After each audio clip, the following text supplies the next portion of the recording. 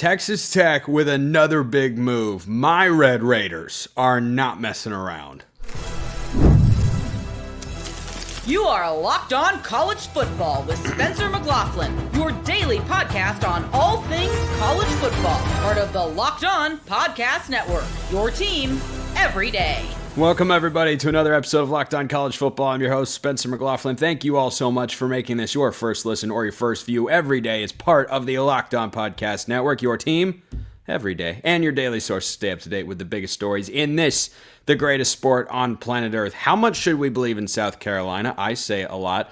Ohio State, a little bit less so. That's on today's show, which is brought to you by our friends over at Game Time. Download the Game Time app, create an account, use the code LOCKEDONCollege for $20 off your first purchase. Longtime recruiting analyst and host of the Portal podcast here at the Locked On Network, Brian Smith, is here. I'm in such a good mood, Brian. I'm in such a very good, joyous, happy mood because some have dubbed me a de facto Texas Tech fan. I might just be leaning into it. I've been to Lubbock. I liked it there. What can I say?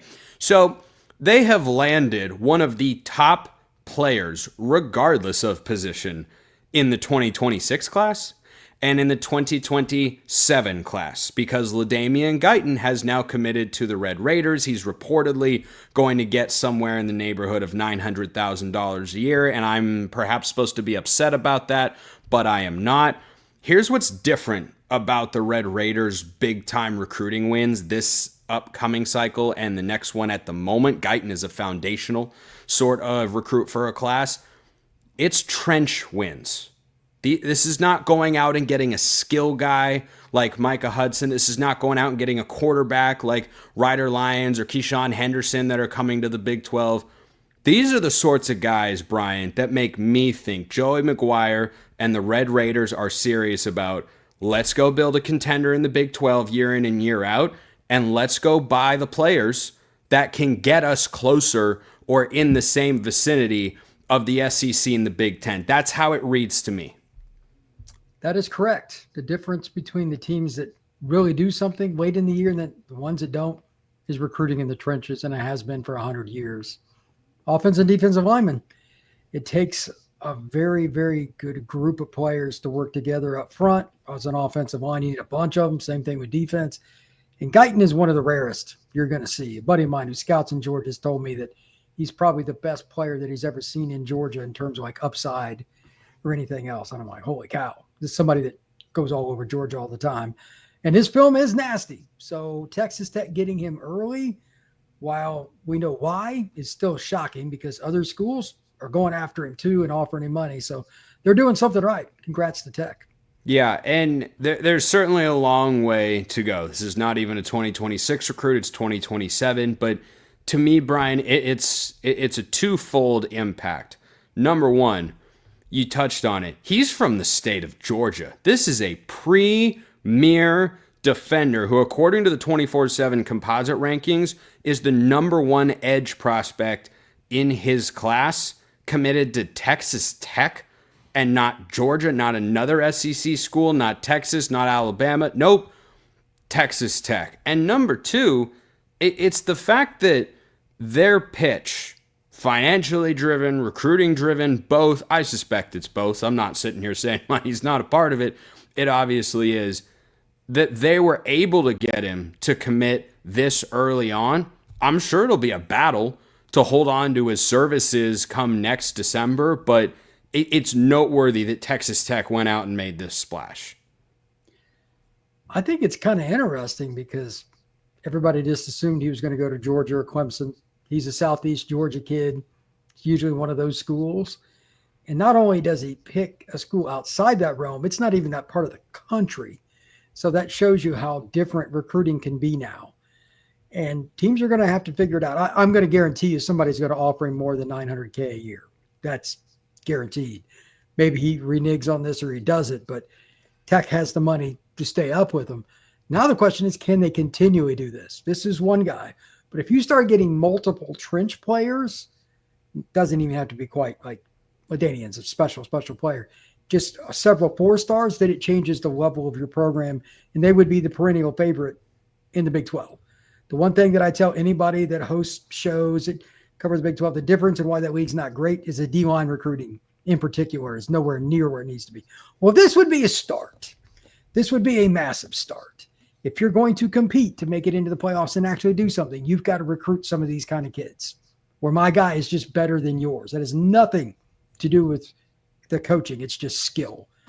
Guyton is that kind of player. Can they get more of them? Now I'm intrigued because get a couple of these kids get your interest, but like if they get 4 or 5 of these top 200 kind of linemen in a class, then it's a trend. Then you have to elevate the status of the Texas Tech football club. And that's why I bring it up on the show and why it is such a noteworthy development, because Arizona State, I think in the eyes of a lot of people, punched above their weight when they went toe-to-toe with Texas. We also have to consider it's the transfer portal era and the scales have been balanced. The Big 12 is not going to be able to win a national championship if they don't make a change on the recruiting trail. Because let's say Arizona State wins that game, which of course they were one play away from doing. You can point to 4 different plays in that game that go a different direction. Arizona State takes on the Buckeyes. It's hypothetical. Okay. I suspect that the trench play for Ohio State, because it controlled the game against Texas, it made the big play to win the game against Texas. I think that would have been one of the differentiating factors. And the classes that Texas and Ohio State and Georgia and Bama and all of these different programs in Oregon and, USC is now building a class like that. The difference that they have is, they stack the blue chip kids in the trenches and have elite skill position players. And at Texas Tech, there's still more work to be done, but you're looking at you're looking at a future roster that's got Felix Ojo on one side of the ball and LaDamion Guyton on the other, Brian. That's just different. They need to do more. This isn't, they're done. They just need one guy now on their side. No, the difference with those big-time programs is they go get 4 or 5 of these kids of this caliber per cycle, and they stack them year after year. But you have to start somewhere, and Texas Tech is the only Big 12 program making this sort of momentum right now. That's something that's important to note, because now we're going to find out just how much money Baylor, TCU, and some of these, like if you want to compete, it's obvious that Texas Tech is willing to do it. If you want to compete, you're going to have to find some either better coaches to recruit and or better coaches to recruit with more NIL.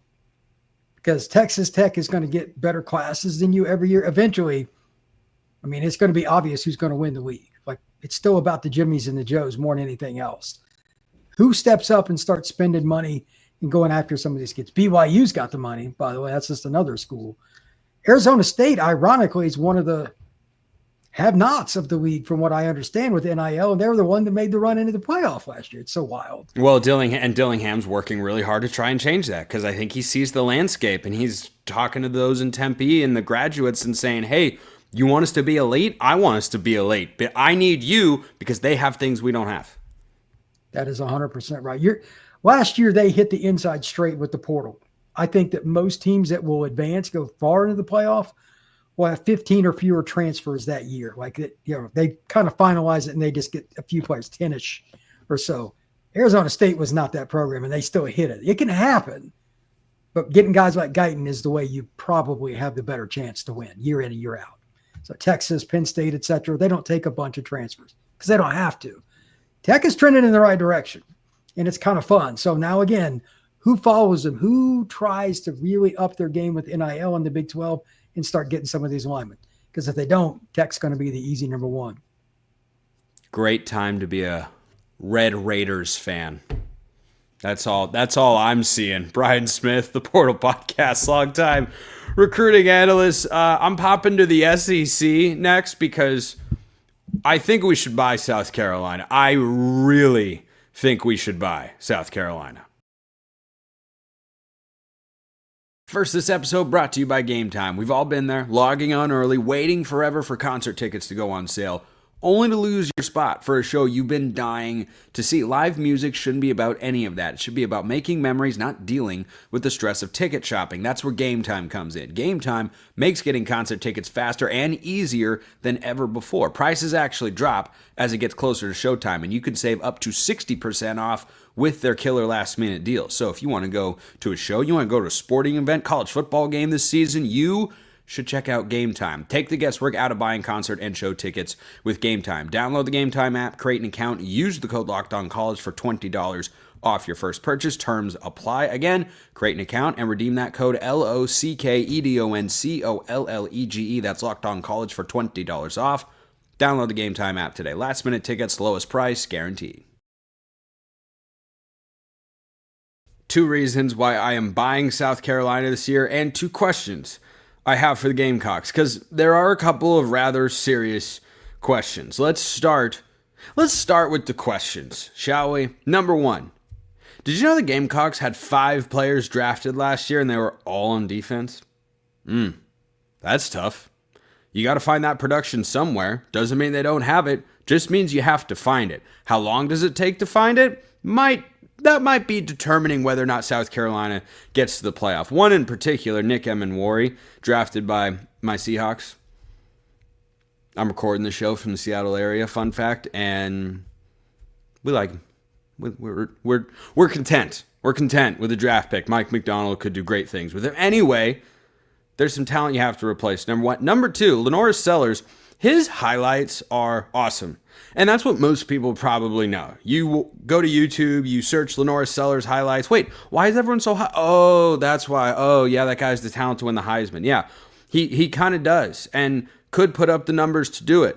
However, a quarterback who's pressured on 43% of his dropbacks is making some spectacular plays because he has to, not because he wants to or is able to. Obviously, he is able to, but it wasn't necessarily option 1. So the offensive line has to be better. You got to replace the defensive talent. Those are the questions for South Carolina. However, Lenoris Sellers is one of the reasons I buy the Gamecocks. You can't watch that guy play football and not think to yourself, boy, I could see him having a great year. I could see him leading his team. He's got that it factor. He went on the road and won at Clemson last year. That was the ACC champs. He went on the road and led a game-winning drive, and he's just that dude. He's just that dude. Progression as a passer, warranted, to be desired for Gamecock fans, but overall, I like Lenoris Sellers. A lot of people do. Number 2, if I were to rank my top 5 coaches in the SEC, or frankly top 3 for game day X's and O's on those 12 beloved Saturdays in the fall that are very close to coming to reality, by the way, Shane Beamer might be in the top 3. I'm a Beamer ball kind of guy. This is somebody who has done a good job. I won't say a great job. He has done a good job with the Gamecocks program. He's won a lot of games where he's punching a little above his weight. You need look no further than last year's game against LSU, which they should have won had the officials not robbed them of the opportunity. Now, they made a few mistakes themselves, but there was a call on that game that shouldn't have been made. It doesn't get made. They probably win the game. They're 10-2. They're in the college football playoff. I don't think they get to the playoff this year, but boy, I think they're going to give it one heck of a run. I do like them over their win total. Vegas thinks they're a regression team. I'm not in that camp because I like Beamer. I like Sellers. I want to see what weapons emerge. Look for Nick Harbor. He's a freakish athlete. His position is what's called football player on the offensive side of the ball. But their schedule definitely is far from a cakewalk, shall we say. Virginia Tech is up first, a neutral site game, because why go on campus where fans want to be? Let's have Blacksburg and Columbia go meet in Atlanta, I guess. I don't know what we're doing here, but I think they're going to beat Virginia Tech. They're about an 8-point favorite. They should be. I talked about the Hokies not long ago on this very program. I think they'll be a little better than last year if they can keep Kyron Drones healthy. But last year should have been better when he was healthy, so I'm not going to put them over South Carolina, who I have preseason power rated number 5 in the SEC coming into this year. South Carolina State, Vanderbilt, I think those are wins. At Missouri, I think that's a win. People have been kind of high on Missouri the last couple of years. I've never been that sort of guy. I think they're fine. I don't think they're great. That's one that could certainly get tripped up in a battle of the Columbias. That was a Jeopardy clue within the last calendar year or so. Which city has which city shares a name in the location of two different SEC schools? It's of course Columbia, Missouri, and Columbia, South Carolina. A factoid I will never forget, and I hope you never will too. But I think they have a better roster than Missouri. I like the quarterback situation more than Missouri. I think the head coaches are kind of a wash. I think Drinkwitz is good. I think Shane Beamer is real good. So we'll give the edge South Carolina there. Kentucky is a win, so I like a hot start for South Carolina. 5-0. They go 5-0. You might see them ranked inside the top 10, quite frankly. I mean, Virginia Tech's a respectable win. Missouri's a respectable win. Heck, Vanderbilt is a respectable win. There's no great win yet. They'll have a chance to do it in their next game. They go to Death Valley. They play at LSU. I like LSU this year. That's a program that has got a lot of pressure on it to make the college football playoff in Brian Kelly's fourth year. I think they're going to win at home against South Carolina, give the Gamecocks their first loss. The only other game that I think, I have two. The only two other games I think South Carolina loses, which is why, again, I'm surprised. 7.5, it's a tough back half of the schedule. Sure, I'll grant you that. I mean, you get the SEC cupcake late in the season there, so that's at least a bit of a break. But it's breaking up a pretty brutal stretch for the Gamecocks. At LSU, Oklahoma, Alabama, at Ole Miss, at Texas A&M, Coastal Carolina, and Clemson. That's not what you would call an easy stretch of football to play. I would like to point out, I have no objections with South Carolina's schedule because they play not one but two Power 4 non-conference opponents from the ACC, meaning they have 10 Power 4 opponents. You put 10 Power 4 opponents on your schedule, I'm never going to knock you. But I think South Carolina will lose to Alabama, who I am very high on. I do think they will lose at Ole Miss. I think there's a stumble opportunity in here. I think between Ole Miss and Texas A&M, they're going to win one and they're going to lose one. I like Texas A&M more than I like Ole Miss going into this year. I'm down more than most on the Rebels. I'll probably get to them later this week with Stephen Willis of Locked On Ole Miss and get their record prediction here on the show. But I think Ole Miss is fine. Good enough to win a game at home. I would not pick Ole Miss to go into Columbia again this year. I know what happened last year. I'm well aware. That's part of the reason I'm giving respect to Lane Kiffin, because he did outcoach Shane Beamer in a big way last year on South Carolina's home field. I wanted to go for the revenge factor, but there will be a good home field advantage there in Oxford, as always at the Grove, and which is a great tailgate environment. Gosh, I would love to go to that one day. And Texas A&M is definitely a place that they could lose. I think it's a place where they can find a way to get it done between those two games. And then I do think they beat Clemson at home.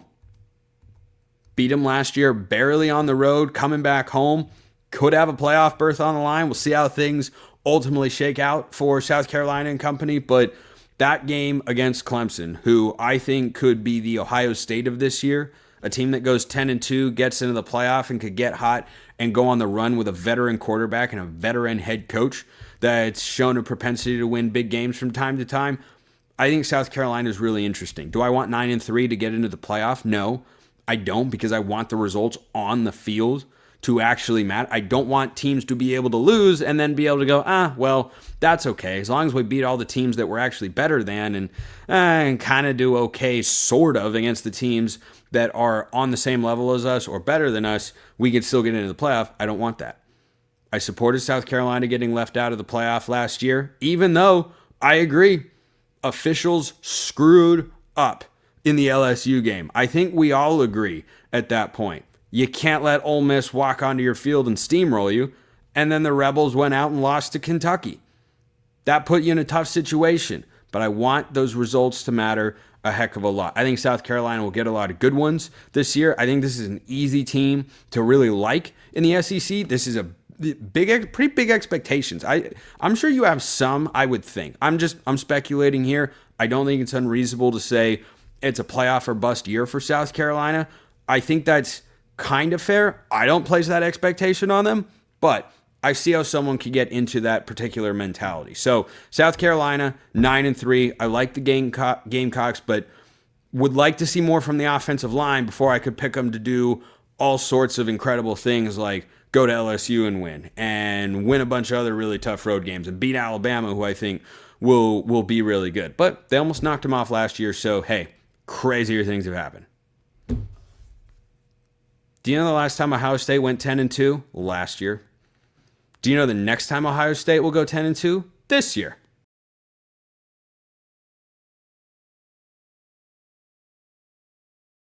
It may sound strange to fade the reigning national champs. Fade is relative, though. Relative to their win total of 10.5, I am a fade the Buckeyes sort of guy.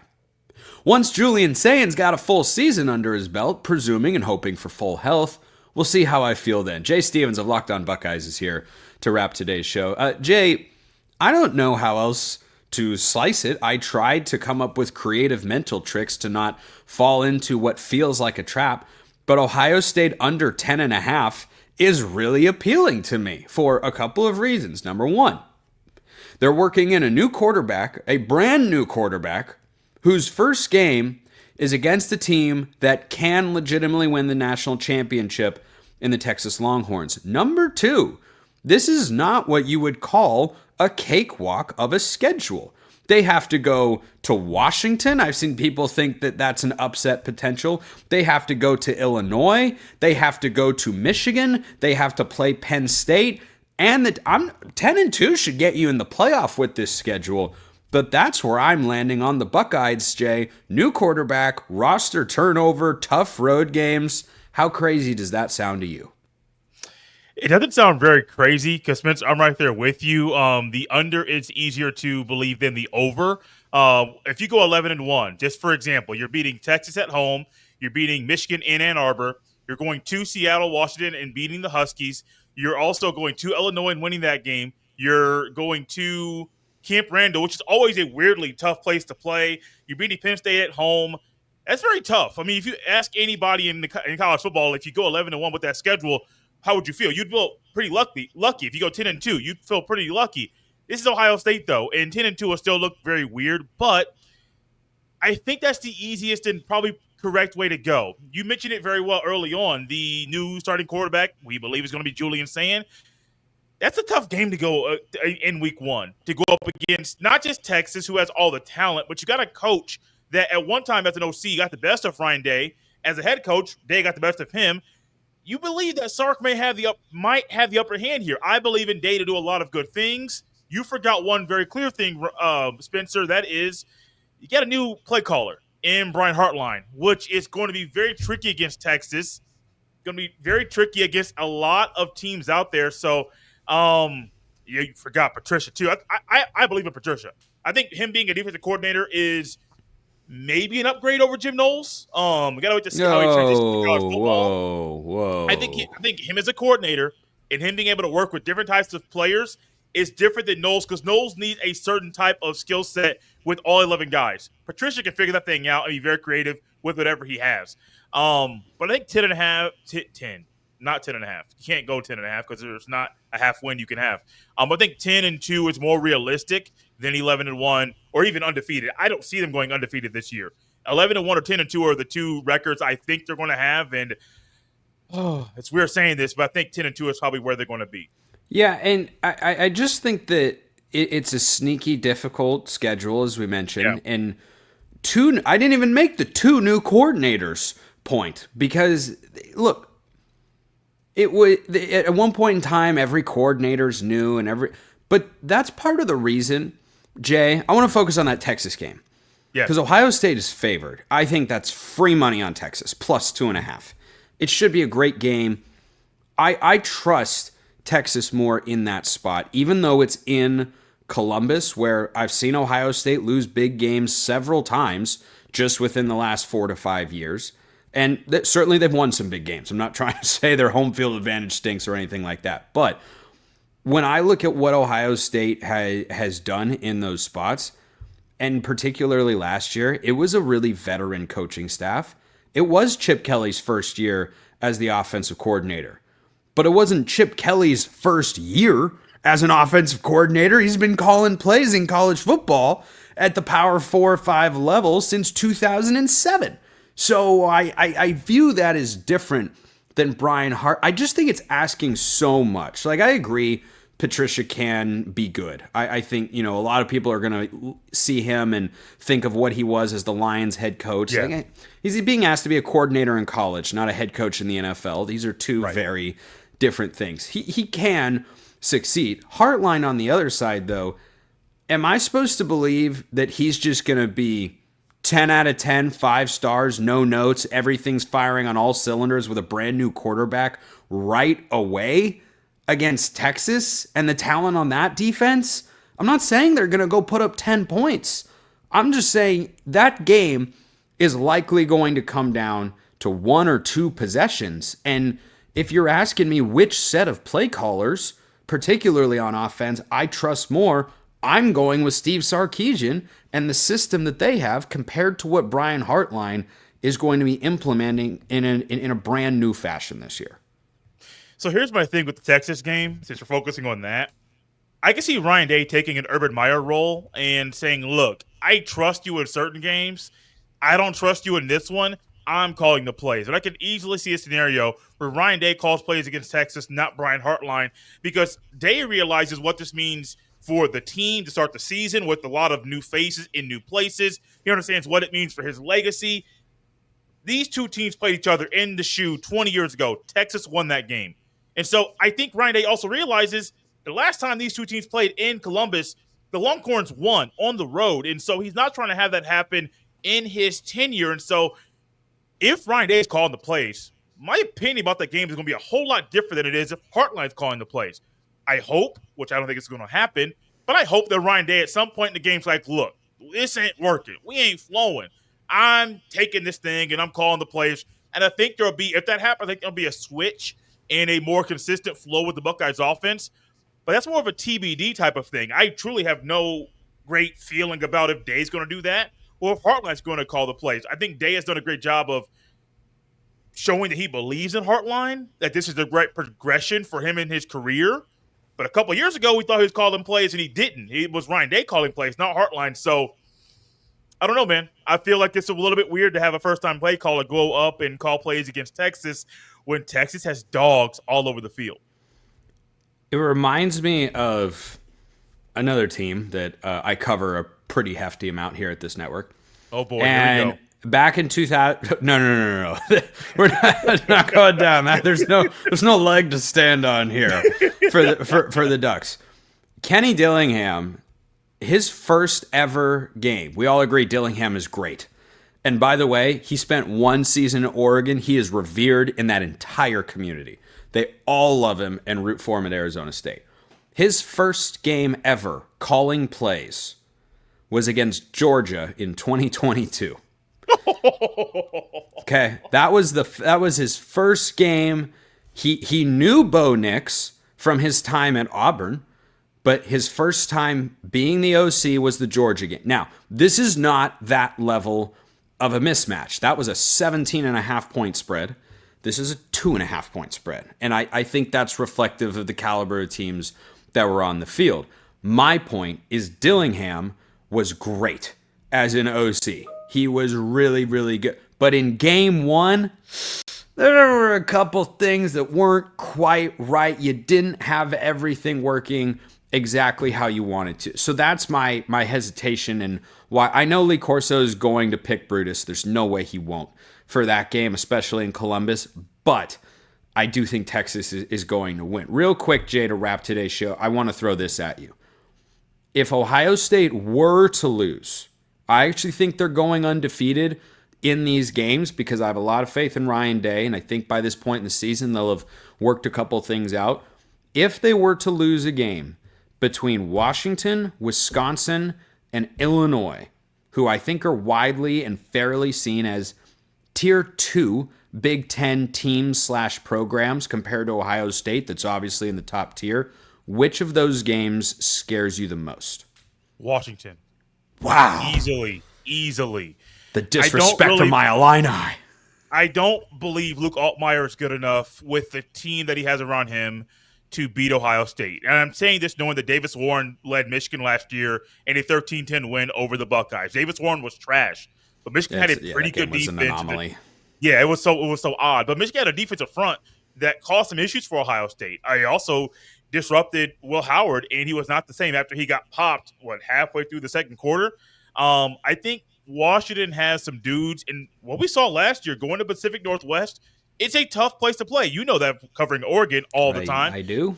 You go to Seattle in a wild place. It's going to be a night game. My hope, Spencer, is that it's not 8 p.m. local, 11 p.m. Eastern. That would be a straight up nightmare. Fox would love it because you get Ohio State at a time slot you're never going to get, but it'll probably be 8 p.m. Eastern, 5 p.m. Pacific time. I'm worried about that game. If that's what we're talking about, that's potential second loss, only because Washington's going to have a lot of talent on offense and on defense. Jed Fish knows how to lead a program and to get them to take necessary steps in a necessary year, in the very next year. Because I think Washington was okay last year. They're going to be better this year. Washington. Here's the note you got to know about Washington last year: undefeated at home, defeated on the road or in neutral site games. Did not win a single game away from Husky Stadium, but didn't lose a game inside Husky Stadium either.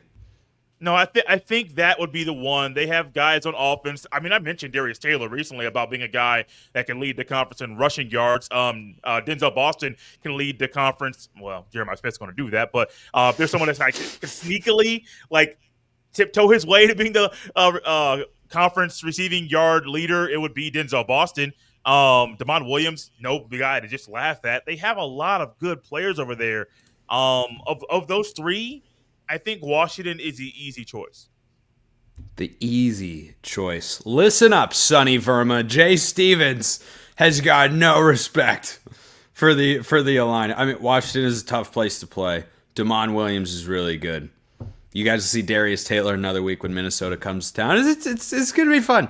I'm excited to watch Ohio State's schedule this year. Jay Stevens, Locked on Buckeyes. He's on that side of the screen because my weatherman skills aren't very good. Appreciate everyone listening. I'll see you next time. Until then, hope you all have a wonderful rest of your day.